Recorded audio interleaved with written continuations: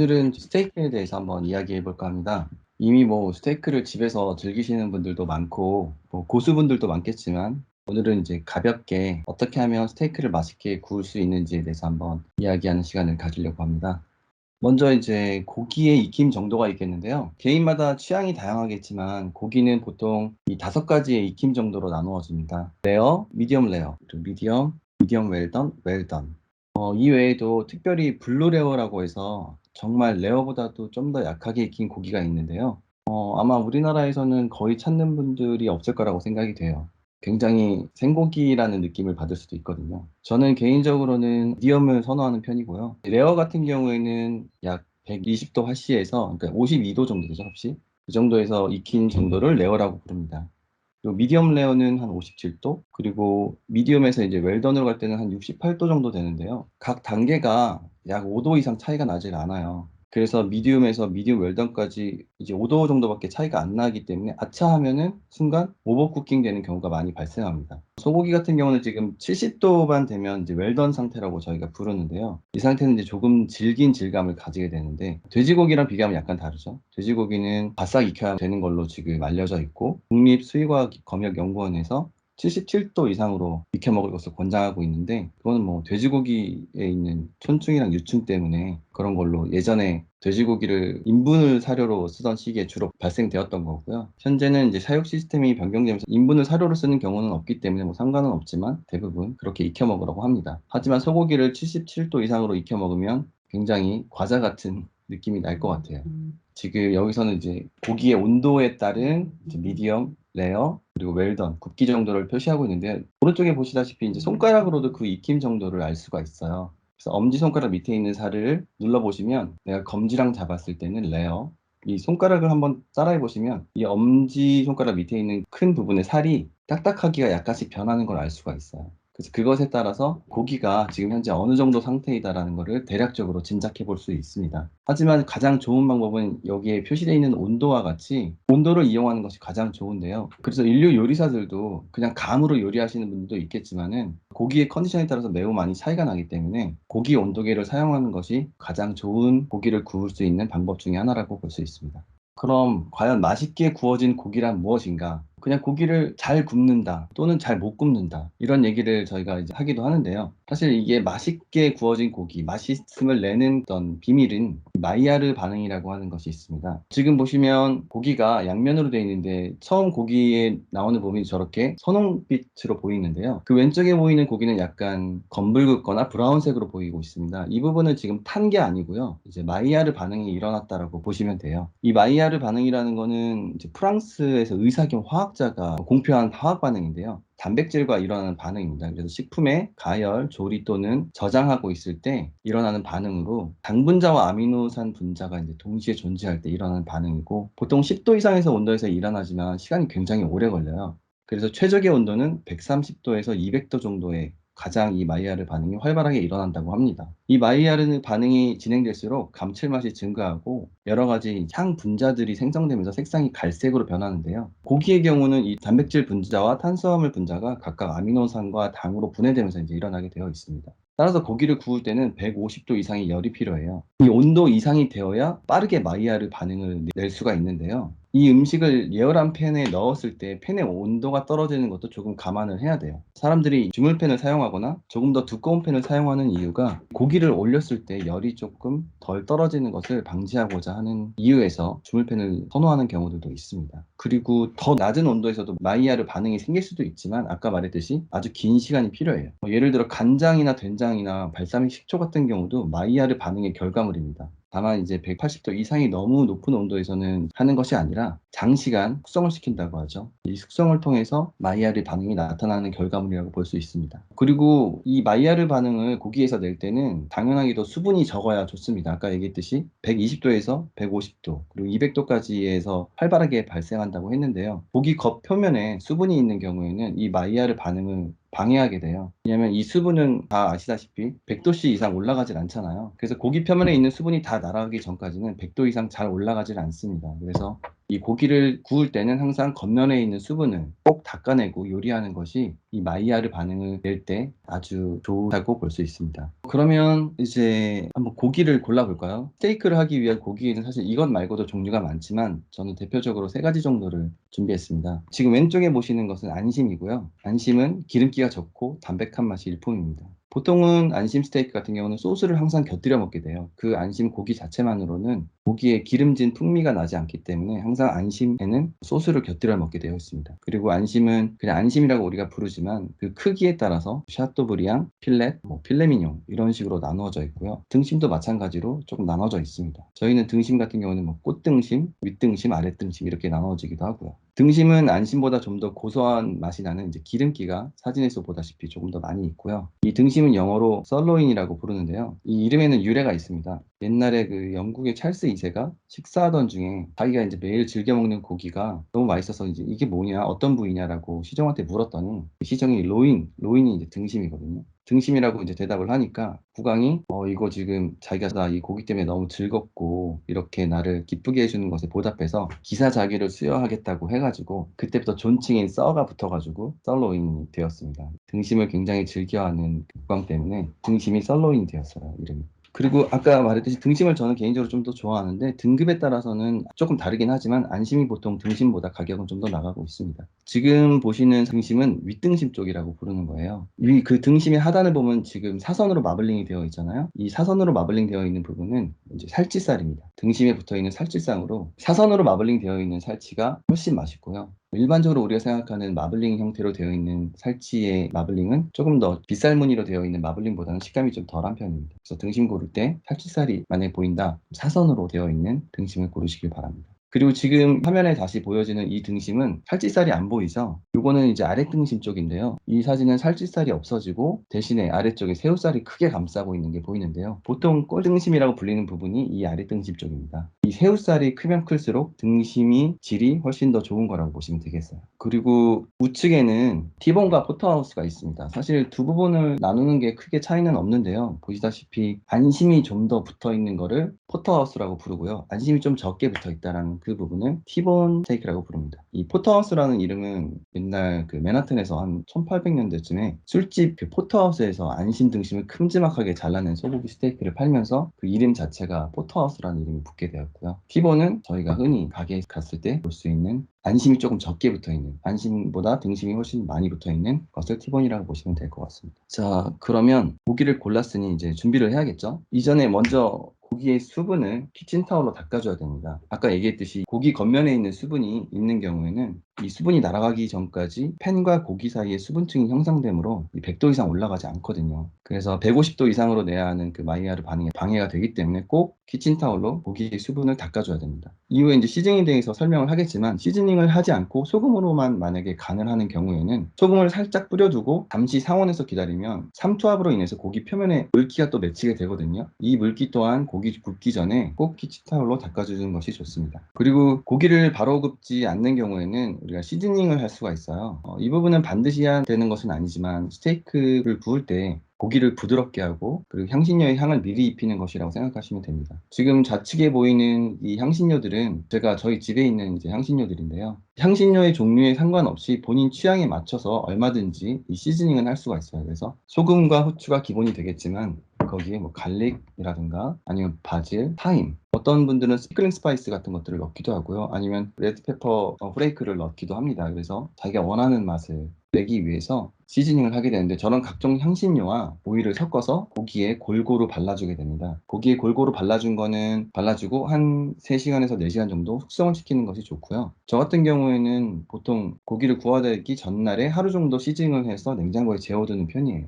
물론 냉장고에 넣을 때는 다른 음식물의 냄새가 별 수 있기 때문에 랩핑이나 비닐이나 아니면 밀봉 케이스에 꼭 넣어서 냉장고에 보관하는 것이 좋습니다. 그리고 냉장 보관한 스테이크는 굽기 미리 1시간 정도 전에 꼭 꺼내 드시는 게 좋아요. 아무래도 냉장고에서 스테이크는 이미 내부가 많이 차가워져 있기 때문에 겉면의 열이 충분히 전달되는데 좀 시간이 걸릴 수 있거든요. 그래서 상온에서 굽기 전에 1시간 정도 조금 더 온도를 높여주는 그 시간이 갖는 것이 좋습니다. 고기를 구울 때는 오일을 팬에 두르게 되는데요. 많은 종류의 오일이 있는데 엑스트라 버진 오일 같은 경우를 특히 좋아하시는 분들도 있어요. 엑스트라 버진이 가격도 조금 비싸고 향도 좋고 하기 때문에 굉장히 이게 고기 구울 때 훨씬 좋다라고 생각할 수도 있겠지만, 이 엑스트라 버진 올리브 오일은 처음 올리브에서 짜내는 기름으로 발연점이 다른 오일에 비해서 상대적으로 낮아요. 그래서 높은 온도에서 구워야 하는 스테이크용으로는 조금 적합하지는 않습니다. 왜냐하면 기름이 빨리 타버릴 수가 있거든요. 지금 보시는 오일 종류 옆에 보이는 온도는 그 발연점이거든요.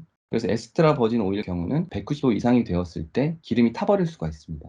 타버린 오일들은 스테이크를 구울 때 굉장히 쓴맛과 고기를 망치기 때문에 엑스트라 버진 같은 경우는 샐러드용으로 주로 사용하셔도 괜찮고요. 스테이크를 구울 때는 엑스트라 버진 오일이 아닌 다른 발연점이 높은 오일들을 사용하시는 게 좋습니다. 대부분의 오일들은 200도 이상의 발연점을 가지고 있기 때문에 편한 오일로 사용하시면 됩니다. 하지만 높은 온도의 발연점을 가지고 있는 오일이 아무래도 좀 더 스테이크 할 때 용이하겠죠. 이제 팬을 준비하는데요. 팬은 보통 무쇠팬, 스테인리스 팬, 그리고 코팅팬이 있는데요. 아시다시피 무쇠팬이 스테이크 할 때는 가장 좋아요. 앞서 이야기했지만 이 마이야르 반응을 내야 하는 것은 온도와 깊은 관련이 있고, 그 온도는 팬을 예열하고 나서 스테이크를 올렸을 때 팬의 온도가 차가운 스테이크로 인해서 급하게 떨어지게 되거든요. 근데 무쇠팬 같은 경우는 열을 많이 머금고 있고 두께가 두꺼우므로 온도가 그렇게 떨어지질 않아요. 근데 상대적으로 얇은 코팅팬이나 스테인리스 팬 같은 경우는 스테이크를 팬에 딱 올리는 순간 예열돼 있던 팬의 온도가 갑자기 순간적으로 확 낮아지게 되어 있습니다. 그 낮아진 시간에서 다시 온도가 올라오는 동안에 마이야르 반응은 확실히 시간이 좀 더 걸리겠죠. 그래서 무쇠팬을 좀 더 스테이크 할 때 사람들이 선호하게 되는데요. 근데 무쇠팬으로 하는 걸 떠나서 스테이크를 하게 되면은 스테이크 그라데이션이 필수적으로 발생되게 되어 있어요. 이거는 팬 프라잉을 하게 되면 필수적으로 발생되는 건데요. 겉면이 바삭하게 마이야르 반응이 일어나는 동안 상대적으로 그 내부까지 가는 온도가 전달되기 때문에 내부의 온도는 내가 원하는 굽기로 굽는다지만 마이야르 반응이 일어난 겉면과 내부 온도 간에 그라데이션, 열이 전달되면서 그라데이션이 발생되게 됩니다. 그래서 마이야르 반응이 된 그 안쪽은 아무래도 오버쿠킹이 되어 있겠죠. 그러니까 다시 말해 낮은 온도에서 오래 굽게 되면 저 그라데이션이 두꺼워질 수밖에 없고요. 빠르게 마이야르 반응을 내기 위해서 높은 온도에서 고기를 굽게 되면 저 그라데이션 부분이 줄어들게 됩니다. 이 그라데이션을 완전히 피하고자 하는 방법 중에는 뭐 수비드를 한 후에 리버스 시어링으로 겉면에 마이야르 반응을 내는 방법도 있지만, 팬 프라이잉 할 때는 스테이크 그라데이션 부분을 줄이는 것이 되게 중요합니다. 그래서 항상 높은 온도에서 요리를 할 수 있도록 해주시고요. 그리고 무쇠팬을 사용하는 것이 제가 좋다고는 하지만 미묘한 차이를 줄이고자 굳이 무쇠팬을 사용하지는 않아도 괜찮습니다. 일단 무쇠팬은 기름이 많이 들어가고 설거지하고 나서 녹쓰는 것을 방지하기 위해서 기름칠도 해야 되고요. 그리고 시즈닝이라는 별도의 보관 절차가 필요합니다.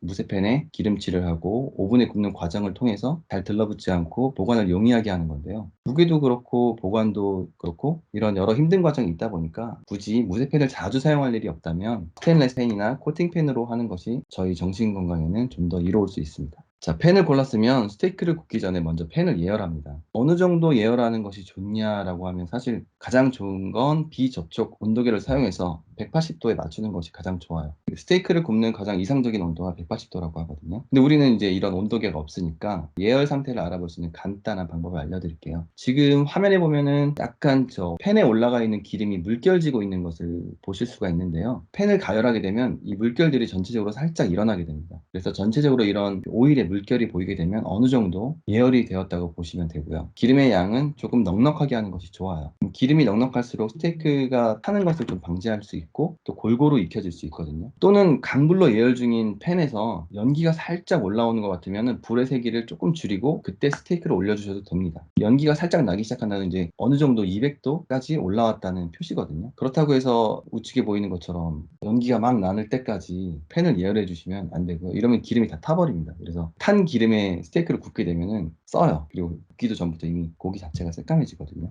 자, 그러면 이제 스테이크 굽기인데요. 스테이크 굽는 것은 아무래도 이미지로 보는 것보다는 영상을 보는 것이 좋을 것 같아서 일단 영상으로 짧게 준비해봤습니다.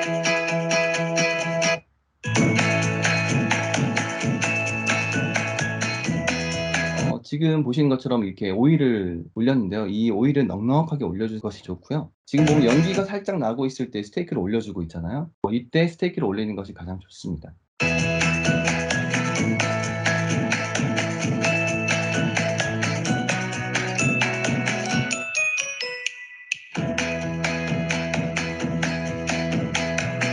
그리고 고기는 한 번만 뒤집어야 이제 육즙이 안 빠져나간다라는 썰이 있는데요. 사실 고기는 자주 뒤집어줘도 됩니다. 오히려 자주 뒤집어주는 것이 좋을 수도 있어요. 다만 처음에 올렸을 때, 처음에 고기를 올렸을 때 바로 뒤집으려고 하면 고기가 달라붙어 있기 때문에 처음 올리고 나서는 한 1, 2분 정도는 기다려주는 것이 고기가 자연스럽게 떨어질 수 있게 해줍니다. 그리고 지금 보시면 고기가 약간 탄 것처럼 보일 수도 있어요. 어떤 분들은 지금 고기 이거 다 탄 거 아니냐라고 하시는 분들도 있을 것 같은데요. 이거는 지금 탄 게 아니라 마이야르 반응이 일어난 거예요. 기름을 넉넉히 두를수록 고기가 쉽게 타지 않고요. 그리고 두꺼운 고기들은 옆면도 같이 시어링을 해주는, 이 마이야르 반응을 내는 것을 저희가 시어링이라고 부릅니다. 그래서 이 시어링은 두꺼운 고기일수록 앞면 뒷면만 하는 것이 아니라 옆면들도 골고루 세워서 해주는 것이 좋아요. 그러니까 한 번만 뒤집는다는 거는 조금 안 좋겠죠.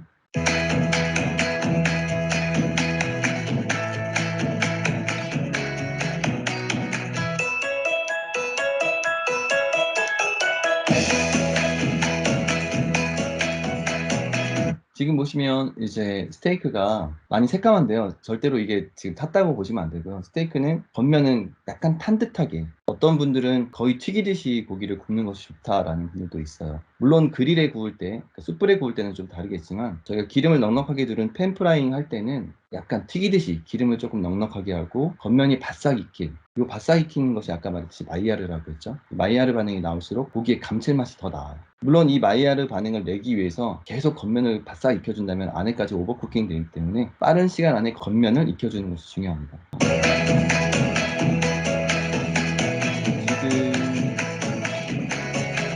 지금 보시면은 이건 이제 레스팅이라고 하는 장면인데요. 이 레스팅에 대해서는 고기를 굽고 나면 반드시 거쳐야 하는 스텝인데요. 이거는 잠시 후에 다시 말씀드리도록 하겠습니다.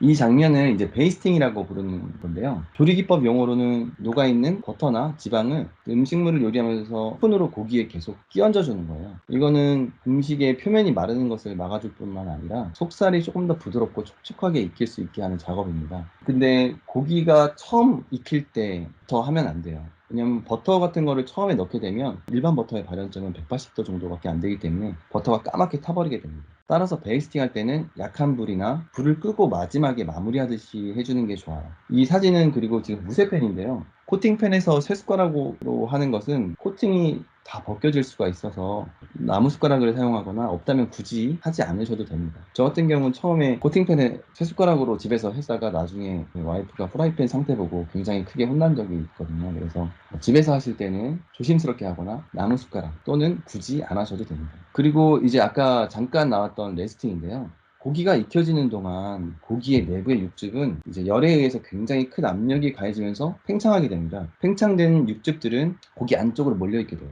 근데 이 스테이크를 바로 자르게 되면 이 팽창된 육즙이 고기 바깥으로 흘러나오게 되는데요. 스테이크를 팬에서 내려서 레스팅을 하게 되면 높은 스테이크에 들어가 있던 육즙의 압력이 안정화되고 고기의 육즙도 섬유질 속으로 골고루 퍼지면서 고기 속의 육즙이 약간 다시 풍부해지게 되거든요. 그래서 레스팅은 해도 되는 단계가 아니고 반드시 해야만 하는 단계입니다. 그리고 레스팅을 하면서 고기를 식히는 거라고 생각하시는 분들도 있는데요. 이 레스팅은 고기를 식히는 단계가 아닙니다. 실제로 레스팅을 하게 되면 처음 고기를 꺼냈을 때보다 약 3도에서 4도 정도 고기의 온도가 레스팅하는 동안 올라가게 되어 있어요. 그렇기 때문에 3, 4도 정도 고기의 온도가 올라갔다가 그 후에는 점차적으로 다시 줄어들게 되어 있습니다. 그래서 내가 레스팅을 한다라고 하는 것은 저 약 3, 4도 정도 상승된 상태의 고기가 레스팅이 완료되었다고 보시면 돼요. 그런데 3, 4도 정도 이제 레스팅하는 기간 동안 고기의 온도가 올라간다고 했잖아요. 근데 그러다 보니까 내가 원하는 고기의 굽기 온도를 맞춰서 팬에서 꺼내게 되면 레스팅 과정 동안 온도가 상승하기 때문에 보통 오버쿠킹 되게 되어 있습니다. 그래서 적절한 고기 굽기의 온도는 레스팅 과정에서 상승되는 온도를 고려해서 내가 맞추고자 하는 굽기보다는 약 3, 4도 정도 낮을 때 팬에서 꺼내고 레스팅을 통해서 그 굽기 온도를 맞추는 것이 가장 좋은 스테이크를 굽는 방법이라고 할 수 있습니다. 레스팅하는 방법은 그냥 상온에서 올려놓고 기다리는 방법이 있고요. 아니면 저렇게 도마 위에 호일을 씌우거나 아니면 접시에 호일을 위에 뚜껑을 닫아서 레스팅하는 방법이 있습니다. 근데 이 레스팅이라는 거는 고기의 두께나 굽기나 또는 컨디션에 따라서 굉장히 많이 달라요. 얼마나 5분 동안 레스팅을 해야 된다, 10분 동안 레스팅을 해야 된다. 사실 이 정답이 없기 때문에 가장 좋은 거는 이 고기 심부 온도계를 사용하는 것입니다. 아까도 얘기했듯이 고기 스테이크를 망치지 않고 잘 굽는 방법 중에 가장 좋은 치트키는 이 심부 온도계라고 볼 수 있어요. 그래서 이 온도계를 보면서 고기를 굽는 것이 사실은 가장 좋은 방법입니다. 그리고 이제 마무리는 플레이팅인데요. 보기 좋게 플레이팅된 스테이크가 이제 먹기 전부터 입맛을 돋구게 되죠. 레스팅에서 흘러나온 육즙 같은 거는 접시에 담을 때 흘리지 않게 하고, 이제 접시에 혹시 흘리게 되면 잘 닦아주시고요. 그리고 스테이크 가니쉬로 취향에 맞게 구운 야채들이나 메시드 포테이토 같은 것들을 곁들이면 좋은 디쉬가 탄생할 것입니다. 이 사진은 저희 집합 모임이 완화되고 나서 집에서 안심 스테이크를 했던 사진인데요. 좌측 상단에 보이는 것처럼 저는 이제 보통 원물 상태의 고기를 사서 정육을 하거든요. 이번에는 안심 스테이크를 했던 것이고요. 저 같은 경우는 저렇게 큰 덩어리를 사서 스테이크용으로 먼저 재단을 하고, 자투리는 국거리나 로스용으로 만들기도 합니다.